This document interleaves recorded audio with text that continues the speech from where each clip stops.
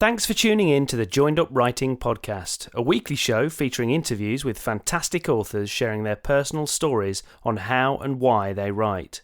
There's hints and tips for aspiring writers and great book reviews from top bloggers. Follow us on Twitter at JU Podcast. Right, cue the cheesy theme tune. Put down your pen and stop your typing. Grab yourself a drink, cause it's Joined Up Writing.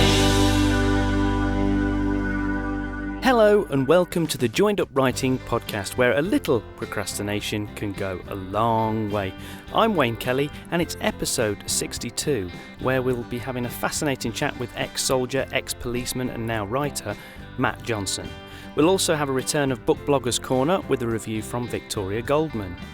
A quick catch-up from me before that, just to say the second draft of the novel is coming along slowly but surely, with me having just written a new chapter for the early part of the book. It was something that came out of a structural edit I mentioned before, going through the novel scene by scene, asking questions and really drilling down to the core of the story.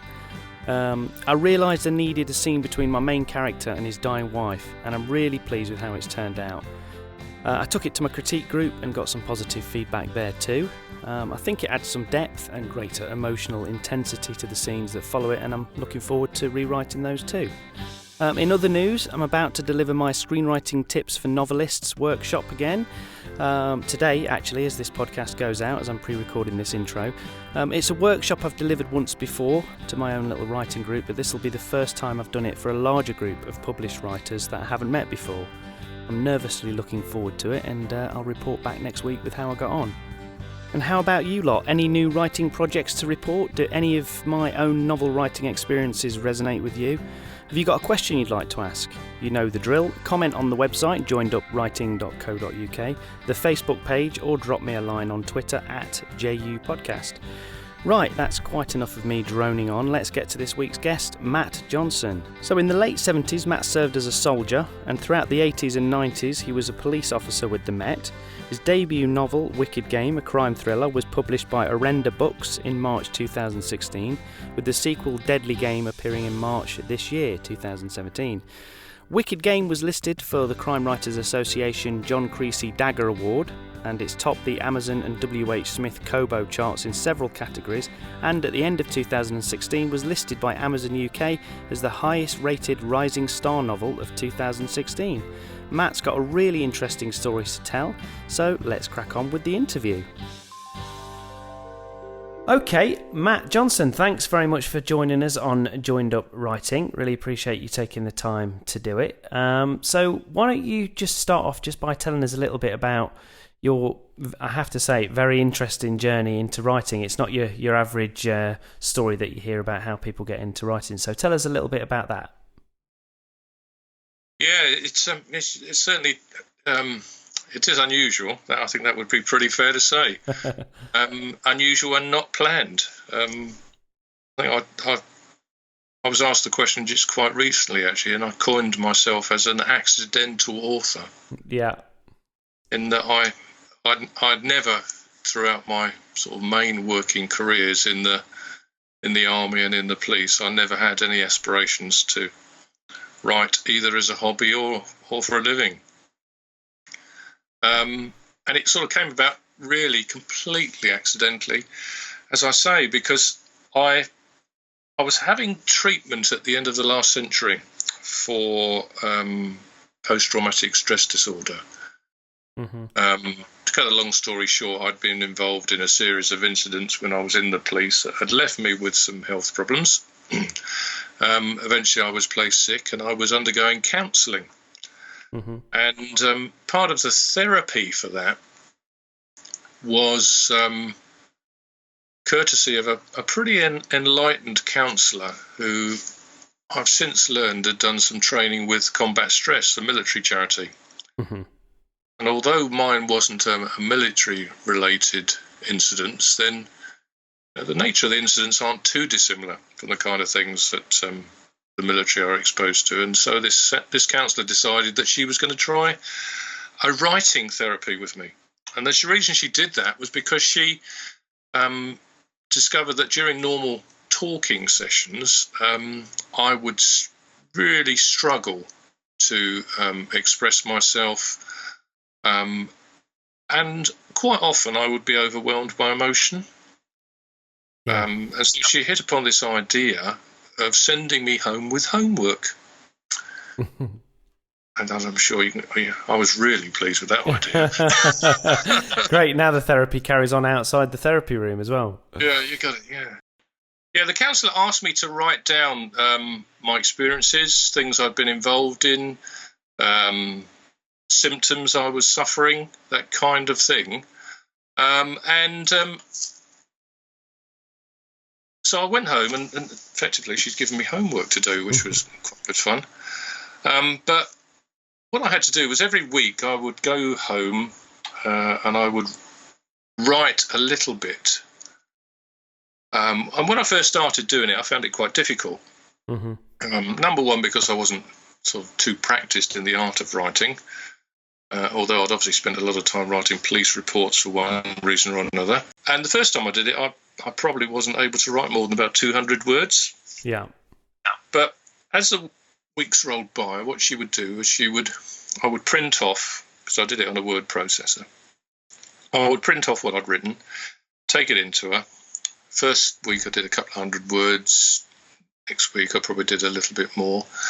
And she'd work a week behind. So I'd take in my week's homework. She'd read it, and the following week we'd discuss it. And gradually, as the weeks and months, in fact, rolled by, I got better at it. And I actually started to find it quite a cathartic experience, quite sort of cleansing, getting it out of me, in a way that talking wasn't achieving. And we'd been doing this several months when she said one day, it was almost an off-the-cuff remark. She said, I really enjoy your writing. I thought, well, that's very kind of you. Thanks very much, And she said to me, have you ever thought of writing a book? And I laughed. And I said, no. I was crazy. No, I never have. No, never thought about it at all. But I think the seed of the idea must have been planted. Yeah. Because many years later, I found my personal circumstances changed. So I thought to myself, what am I going to do? My brother said to me, why don't you write that book that counsellor was talking about? And so I did. Naively thinking to myself, how hard can it be? And as I learned. And what did that book become, for people that don't know? Well, that book, it became Wicked Game, the debut novel. But in its first iteration, Wicked Game was a manuscript that I sent to a few agents and publishers. Probably not terribly scientifically. I certainly didn't research it thoroughly enough, and not too surprisingly, every single one of them said thanks, but no thanks. Yeah. That's if they were polite enough to respond. Most of them didn't even respond. Yeah. And so in the first instance, I self-published it. And again, that was down to my brother. My brother, I said to him, sorry, Steve, I've not had any joy with sending it off to publishers and agents. Nobody's really interested. And he told me about the Amazon Kindle Direct Publishing system. So I thought, well, I did some research on it online. I thought, well, it doesn't sound too difficult. I'll have a go. It was fairly easy to follow, to how to do it. I uploaded it onto Amazon, and it did quite well. It was bringing in some pocket money, and I was thinking, oh, this is rather nice, but it's not going to keep the wolves from the door. Yeah. And then I had the most incredible piece of luck because of the nature of the story, because I write about PTSD, about the military, about soldiers, about policing. It was quite popular with soldiers and members of the armed services generally who were going on deployment, because I'm sure whether you're aware, but I'm sure you'll be able to imagine that they're very limited in the amount of kit that they're able to carry, particularly if they're going out to the Far East. So e-readers are quite popular with the armed services. Mm-hmm. And this particular chap, who was in the RAF working on a Chinook force in Afghanistan, was reading my book on his Kindle. And the story goes that he was literally sat on the runway in the shadow of this huge Chinook aircraft, reading my book on his Kindle, when an author came along who was writing a book about the Chinook force, a chap called Anthony Lovelace. And the story goes that Anthony asked this Lodi, who was part of the Chinook crew, what he was reading. And he told him, I'm reading this book called Wicked Game by this bloke called Matt Johnson. Of course, not too surprisingly, Anthony had never heard of me. And he said, oh, what's that all about then? So the chap told him what about it. And he said, it's a really interesting story. And he told him some of the history behind my particular circumstances. And part of my PTSD diagnosis related to a shooting incident I was involved in 1984, when a friend of mine, Yvonne Fletcher, WPC, was shot outside the Libyan People's Bureau in St James's Square in central London. And I took Yvonne to hospital, and she was a friend of mine. Mm-hmm. And this loadmaster told this proper author this story, and it turned out that this proper author, called Anthony Lovelace, was a former PC and had served at the same police station as Yvonne Fletcher. And not too surprisingly, it sparked his interest when he heard the story of how I'd come to start writing, enough that he went home and downloaded it. But what happened then was it transpired he enjoyed it, got in touch with me, and he sent me an email completely out of the blue, and said, would I be interested in him speaking to his literary agent on my behalf with a view to me being represented. Well, Wayne, you wouldn't be too surprised to hear that. I said, yes, of course. Did you think about it for a while? Yeah, no, not really. So anyway, about 2 weeks later, I was invited to send the manuscript up to them by email. About a month after that, they got back to me, invited me up to London for a meeting. And I went up to a meeting and I signed with Watson Little. So that was a pretty educational experience. Probably one of the longest interviews I've ever had. I literally thought I was going up there for a quick guided tour and sign on the dotted line, but it turned out to be a really in-depth interview. Well, that's quite interesting, because I haven't heard anybody specifically say that before. The way that it's often told when you sign with an agent, and I guess it depends on who the agent is and your background and everything else.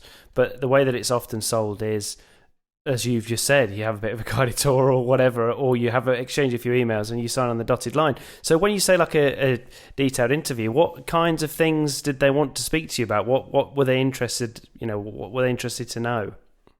They were interested to know the details of my career, what I'd done.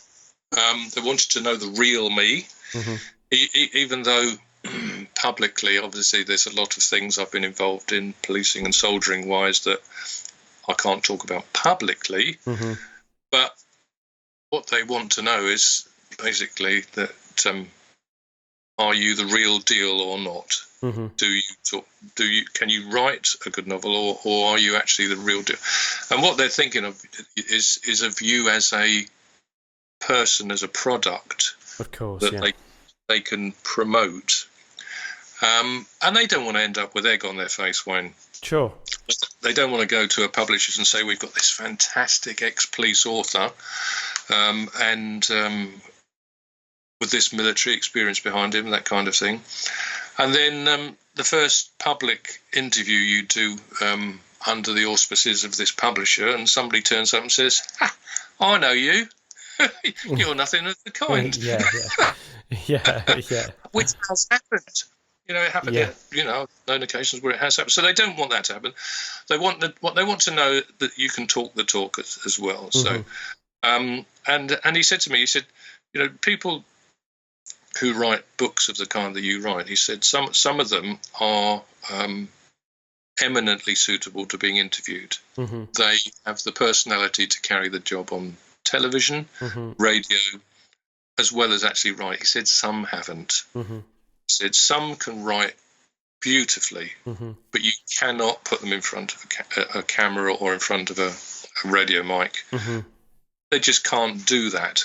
And so he said we needed to suss you out to find out how we can sell you to a publisher, how we can pitch you, what you're capable of producing in terms of publicity, what you can do for them. And also, they were very thorough because they explained to me the effect it would have on my life and what would be expected of me. So they explained to me about public appearances and what it would involve, and the travelling that it might involve. They even went into VAT registration, Wayne. They're very thorough then.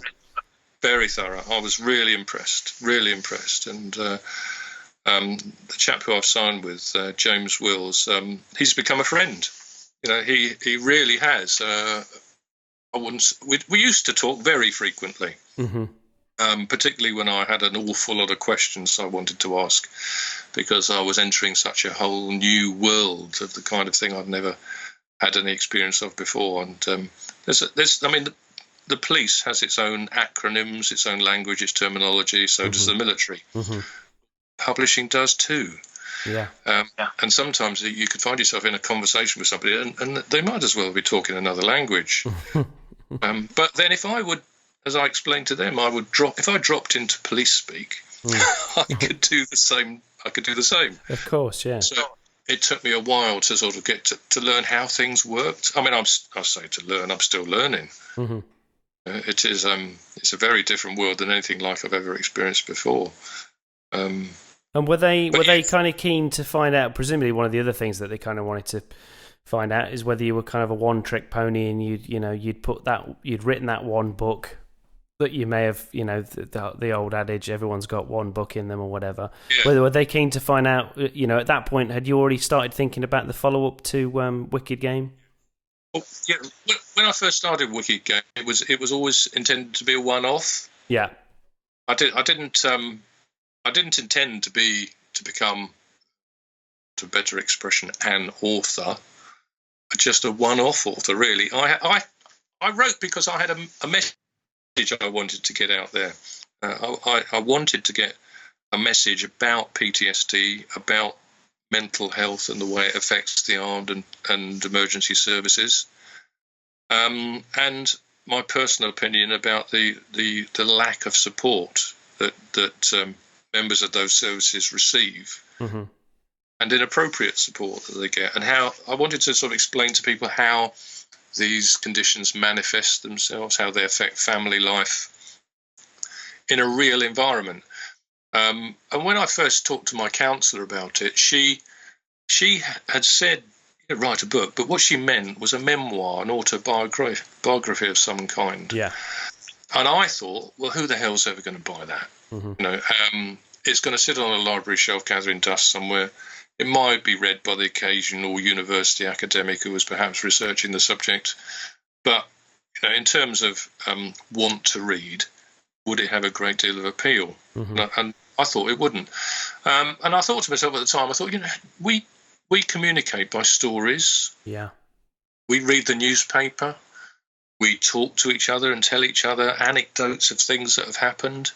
And we deliver messages through the medium of story. And so I thought to myself, what if I could write a story which delivered the message I wanted to deliver and at the same time entertain through the medium of a crime thriller, then it would be read by a lot more people than would read it if I wrote a memoir of some kind. Absolutely. Well, on that subject, tell us a little bit more, just give us a little bit more of a flavour of the series. Well, first of all, that first book, Wicked Game, and tell us a little bit about your protagonist, Robert Finlay, isn't it? And a little bit about that. Well, Robert Finlay is, at the time of the book, which is set in 2001, he's in his late 40s, and he's a police inspector working in the Metropolitan Police. And at the time the book begins, he's working in royalty protection. Yeah. based in central London.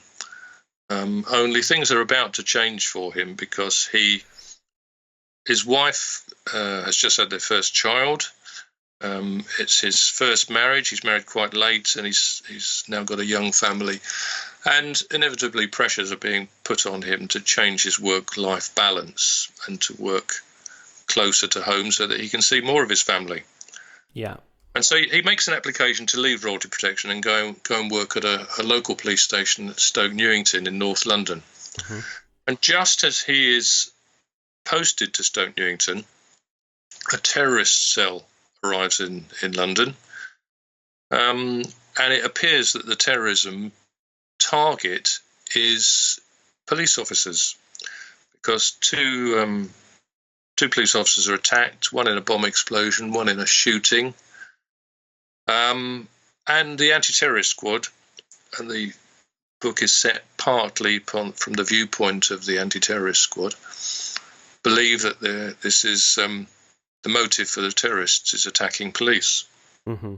But then they discover a connection, and they realise that actually it's not random attacks, but there's a possible connection to the police officers having been former soldiers. And they discover that there are other former soldiers from the same Special Air Service connection, and Robert Finlay is one of those. Now, Finlay has kept his past secret from his colleagues and his friends, but this can remain a secret no more because it transpires that he is a target. And when an attempt is made on his life, he realises that he has to take steps to protect himself and his family. And so the story of Wicked Game is about the investigation of those terrorists, about Robert Finlay and how he is affected by the threat to his family life and how he takes the fight to the terrorists. So it sounds like something that's obviously very relevant. Unfortunately, it's very relevant with a lot of the things that have been going on in recent times. Have you found that you've changed how you write from book one to book two? Were there things that you kind of learned in the writing of the first book that you applied in the second book in terms of how you approached it, or did you plot things differently, or did you approach it pretty much just exactly the same? No, not the same at all. What we've got to remember is that as an author, as a writer, when I was lucky enough to get signed with Arenda Books, they appointed me a really good editor to work with. Mm-hmm. I think he was rather kind when he described my writing as raw. I think that was a polite way of saying somewhat unpolished. And that the basics were there. And so when Wicked Game was pulled from self-publishing, with a view to basically rewriting the story, polishing it up and relaunching it under the Arenda label. And when the comments first came back from the editor, I think there were 6 pages of A4. Mm-hmm. I was horrified. Because mostly I didn't understand much of it. Yeah. And of course I thought, well, I think like many authors do with their babies, you think, oh, it's a perfectly good story. Why do I need to change it? Yeah. But as I started working with the editor, I realised how much I didn't know. Yeah, I realised how much a professional could teach you. And if I give you an example, I would write a section of dialogue, and it would be pretty authentic. But he would say to me, this is great dialogue and this is great discussion between these two characters, but tell me what's going on. So tell me what those people are seeing, what they're experiencing, what they're smelling, what they're sensing. Tell me about what's going on at the time that this conversation is going on. And I would think, oh, okay, so I'll give that a go. And, of course, when I read it back, I was thinking, God, he's so right. Mm-hmm. This is so much better at creating an atmosphere. So he said, you're good at creating a character. He said, but we need to work on your ability to create the atmosphere that's in the book. And of course I worked with him, and I learned about things, and I read some of the things he pointed me in the direction of, and I learned about it. So when it came to writing book 2, I was a lot more understanding as to what was expected of me. And was that kind of reflected in the editing process for you? Did you find it a little bit easier? Well, it was interesting actually, because when I wrote book 2, I wrote far too much, and we had a little bit of a smile together actually when we were doing the editing. He said because I spent a great deal of time with Wicked Game teaching you how to add creativity to your writing and how to polish it up. He said, you've done exactly what I wanted you to do, and now we're going to pare it down. Yeah. It's like the Goldilocks effect. Yeah, exactly. So it's quite funny. And also, with regards to the planning of the book, Wicked Game was written literally as I go. It was, when I first wrote it, I started at page 1, finished at the final page, with no structure whatsoever. Literally, the story just flowed. When I came to book 2, Deadly Game, I had more of a structure, but still not a real idea of where the book was going to go. So I write in short chapters of about 1,500 to 2,000 words on average, and I was working about 3 or 4 chapters ahead. Knew approximately where the story was going to go, but I didn't know what the ending was going to be. It developed as it went. Interestingly now, I've just finished in the last week the first draft of book 3. Yeah. And I've worked even further ahead. I've found that I'm working 10 or 15 chapters ahead. Right. So I've scribbled out an idea of what is going to happen in these chapters. So I've got an idea of where the plot going. So I'm becoming, as I write more structured as I go. I'm developing a way of putting together a schematic, a plan, a plot. That said, it changes. Okay, that's a good time to take a breather and grab a review in this week's Book Bloggers Corner. Today it's Victoria Goldman giving us a review of Vanessa LaFaye's latest novel. Victoria is a freelance health journalist and editor, as well as an avid book reviewer. She blogs at Off the Shelf Books, which features reviews and interviews with authors, publishers, editors and agents. You can also find her on Twitter at Victoria Goldmar 2, that's Goldma and the number 2, where she's always sharing quality content, so go and look her up.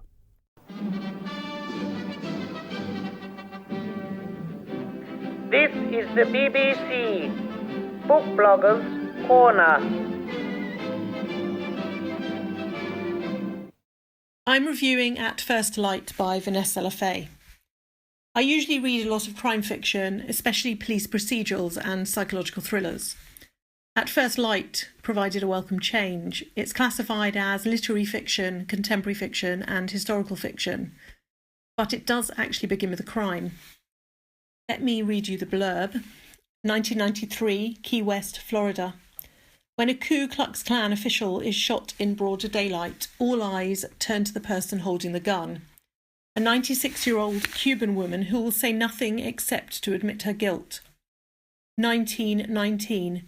Mixed-race Alicia Cortez arrives in Key West exiled in disgrace from her family in Havana.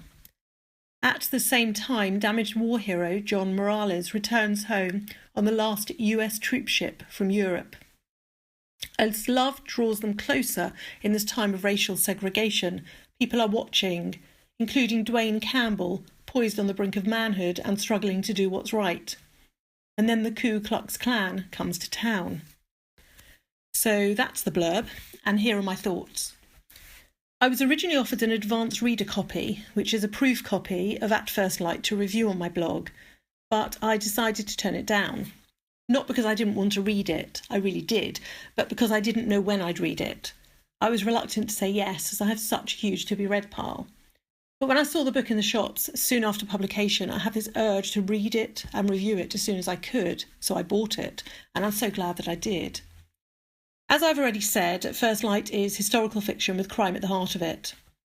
Alicia is an elderly Cuban woman who looks like she couldn't hurt anyone, yet in 1993 she's clearly guilty of shooting an elderly man in cold blood. She's holding the gun and admits to shooting him. But the key issue is why. As she's interviewed by the police officers holding her, her story is revealed. Vanessa LaFaye has set the story during a fascinating period of history, and thanks to her flowing writing and vivid descriptions, I found myself totally immersed in Key West daily life. The characters felt very real. She has a way of really lifting them out of the page. I loved Vanessa LaFaye's first book, Summertime, which was published in January 2015. This one was set in Heron Key in the 1930s during hurricane season. I never expected to love At First Light even more. Yet I did. I admit that I cried my way through some of the final chapters, and I also shared my love for it on Twitter soon after I finished reading. It really is stunning from beginning to end, with so many diverse, believable characters. The book is inspired by actual events and actual people, so it's not surprising that it felt so real. There's a Pinterest board, the link is at the back of the book, and this brings the story and characters to life after you've finished reading, as you can see pictures of the setting and the people who provided the inspiration. At First Light is more than just a story about the historical background to modern-day murder. It's also about bigotry, racism and violence, even coming of age. It's also partly social history and a love story. This novel is very much a book of modern times, even though most of the story is set in 1919. For me, the saddest realisation on reading it was that many things still haven't changed almost 100 years on, even in a country such as America. I've been recommending this book to everyone since I read it, and I'm sure I'll be doing so for many years to come. If you'd like to read it, At First Light was published by Orion in June 2017. Book Bloggers Corner. So thanks again to Victoria Goldman, and do make sure you go and take a look at her other blogs and reviews at Off the Shelf Books, and I'll put a link in the show notes for that too. Right, let's hop back to my chat with Matt Johnson, where we continued with me asking Matt if he had any tips for people just starting out on their writing journey, particularly if they haven't studied creative writing before or if they're coming from other careers and backgrounds. I think my first bit of advice would be to do your research. Find out as much as you can about how to write a book, how to put a book together. I hear a lot of people say, "Oh, I've got a book in me. I'd love to turn this idea into a book." Turning an idea into a 2,000-word article isn't too difficult. Turning an idea into a 100,000-word book is very difficult indeed, and it's a very long-term project that you really, really do have to think to yourself in terms of it's going to take me at least a year to do. Mm-hmm. And you have to be, I think, very determined that if you want to do it, that you really do want to do it. Because statistically speaking, the likelihood of being fortunate enough to be published by a traditional publisher isn't very high. Mm-hmm. And if you're happy to self-publish, then that's great. And there's nothing wrong with self-publishing at all, but you have to be realistic that you have to be prepared to say, right, okay, well, if that avenue for publication didn't work, I'll try that one. Mm-hmm. And so you have to be pretty doggedly determined that you are going to find some form of medium to get your work out there. So I would say, from the off, my advice would be, don't be misleading yourself about how hard this is going to be. It is going to be hard work. Hardest form of selection I've ever done, Wayne. Absolutely, yeah. Absolutely. And so tell us a little, so you mentioned about book one. Tell us about the more recent book that I think came out, was it in March this year, was it? Yeah. The second book, Deadly Game, it is a sequel, very much it's a sequel to book one. And it follows on the story. And what I decided to do was, as I mentioned to you earlier, book one was only ever intended to be a one-off. I didn't actually really intend to write a sequel or a series. Mm-hmm. And so having had that suggestion made to me by the agent that it's a really good idea to write a sequel, and the publisher saying, we actually want a sequel, yeah. Then the pressure's on to produce it. So I thought to myself, what the hell am I going to write about? I don't know. So I thought about, in book one, you've got a character who's a police officer whose family, friends, and himself are subject of a concerted terrorist campaign and an attempt to kill him. Mm-hmm. In the real world, as a police officer, you couldn't just slot back to work and take up the reins of your normal job. It wouldn't work. And so this is the situation I put this actual character in. He tries to go back to work. His colleagues don't want to work with him because they see him as a bit of a bullet magnet, as a bit of a potential threat. Mm-hmm. He's dangerous. It's not that he's dangerous. It's just that, as I have a character say to him, do I really want to climb in a police car with you, thinking that somebody might one day put a bomb underneath it? Mm-hmm. And of course they don't. So he's a bit of a problem to his supervisors and seniors in the police service. And what happens is MI5 appoints a family liaison officer to work with him and his family to try and get them resettled in new accommodation, to try and get him slotted back into a role within the police service. And they find a role for him working on a slave trafficking unit. Now, again, this is the book set in 2001 to turn of 2002, when the police service, the Met Police, were in the process of setting up a new slave trafficking unit. Mm-hmm. And I just happened to know somebody who was on that squad. So I talked to him about, what was happening with that squad at the time in its infancy, what was going on, what was the kind of thing you were involved in. And so he told me more. So I decided to base part of the story on this character as if he was part of this team, learning about slave trafficking and getting their teeth into tackling slave trafficking in London. And I set him up with a scenario where they secure a witness willing to give evidence against the traffickers who is murdered. And so we have a murder inquiry into a police witness. And at the same time, we have the MI5 family liaison officer, and she is given the job of investigating the terrorist activities and presenting a report for the benefit of her seniors on what has happened to Finlay and his former colleagues. And inevitably, because we want a story, mm-hmm. she discovers that what had been thought to be the reasons behind the attacks on the soldiers wasn't actually the truth. And it's a far more sinister, and there's a conspiracy story behind it as well. So you've kind of broadened it out, and it's kind of a bigger canvas. Yeah, I've stretched the canvas out to include the Secret Intelligence Service and the Secret Service, MI6, MI5, the Police Service, Special Branch, and to give the reader sort of an insight as to how those particular specialisms work together, mm-hmm. or as in many cases, how they don't work together. And things do go wrong because communication sometimes is...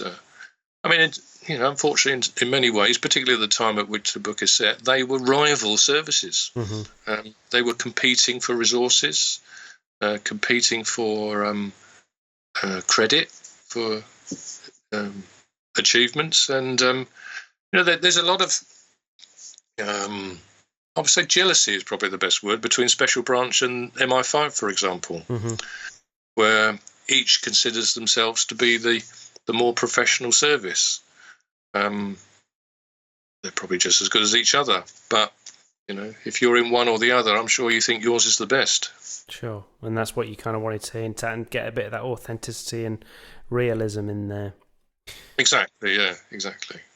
So just as we kind of move towards rounding things up, just give us a bit of an idea of, you've kind of touched on it briefly, you mentioned that you're already working on book 3, just give us a bit of a sense of what's up next for Matt Johnson, and kind of what you're looking forward to, what you're enjoying about this kind of new writer's life that you've kind of carved out for yourself. I'm particularly enjoying getting around the United Kingdom, meeting readers.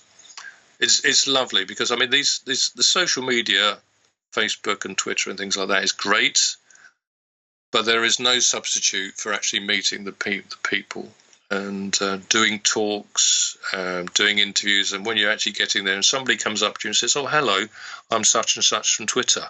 Oh, it's great. You know? Yeah. You realise that this is a person that you've actually had a contact and a connection with, and now there they are in person, and you sit there and you're talking about the book, and it's great. Can you think back to a time when you met that first kind of reader that you didn't know, you'd never met them or whatever, and they came up to you and said, "I read your book and I liked it because of this, or it affected me in such a way"? Do you remember that sort of time and how you felt about that? Yeah, it's humbling. I can tell you where it was. It was at Glasgow I Write in March 2016, which was the very first event I did, where a couple of people came along, well, quite a few people came along, but a couple of people came along actually holding my book. It was a really surreal experience and lovely, where somebody asks you to sign their book and tells you how much they've enjoyed it. It's flattering, it's humbling, particularly as it's a very new experience to me, and it's nice, but it comes with its own problems. And I say that not in an ungrateful way, because I'm obviously very, very appreciative for some of the nice things that have been said about the book. But all the nice things have been said about it, actually. But what happens is it creates expectations. Yeah. And of course, when I was writing book 2, I'd never heard of second book syndrome. That difficult second album. Yeah, absolutely. And of course, what happened was, because Wicked Games was got this nice reception, it puts pressure on you. So when I was writing the sequel, God, I was so critical of everything I was writing. And what started off as a 6-month project ended up taking me 18 months. Yeah. Because I was over-analysing and overly critical of what I was putting together. Because I didn't want it to disappoint. I didn't want somebody to have read my first book and be encouraged to then read the second and say, "Oh, one here, one there." Yeah. It was a good. The first one was great, but the second one didn't cut it. So I had this like self-imposed pressure that the second one has got to be good enough. Thank goodness it was. Well, there you go. You've proved that you can do it. You're not the first person to say that to me, though, to be honest. I think, unfortunately, I've spoken to authors that are, 7, 8, 9 books in, and they still feel the same. So I'm not sure it'll ever go away. But I don't think it's necessarily a bad thing. Yeah, no, I think it's a good thing because I think I didn't know it was going to happen. But it is a good thing because I think it helps to focus you, and it reminds you mustn't be complacent. And so now, as I work on the third book, I know that if I get to the end of that and I can't honestly say to myself, "I enjoyed that," then it will be back to the drawing board. Well, that's a really good place to wrap things up. So just before we leave, why don't you tell people where they can actually find your stuff online? Give us your website, and I know you're on Twitter as well. Well, I'm on Twitter at Matt _Johnson_UK. Yeah. And the website is www.mattjohnsonauthor.com. And of course, you always like it if people actually get to meet you in person. So I'm sure you'll still be getting out there and chatting to people. Yeah, I'm doing a few literary ventures. So I'm doing Morecambe Literary Festival.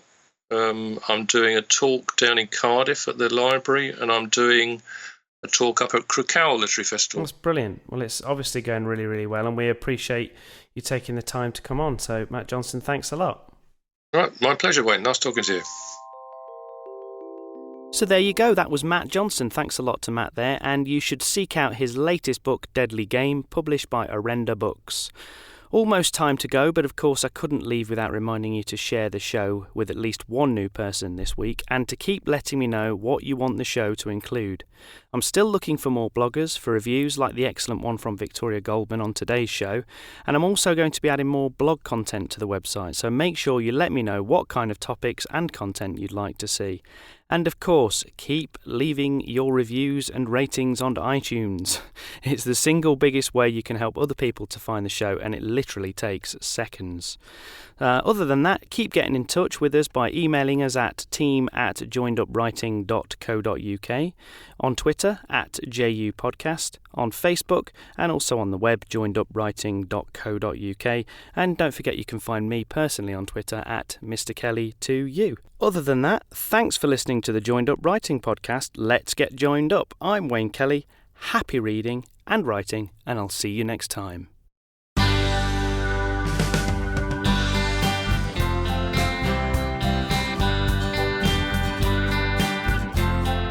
Joined up writing.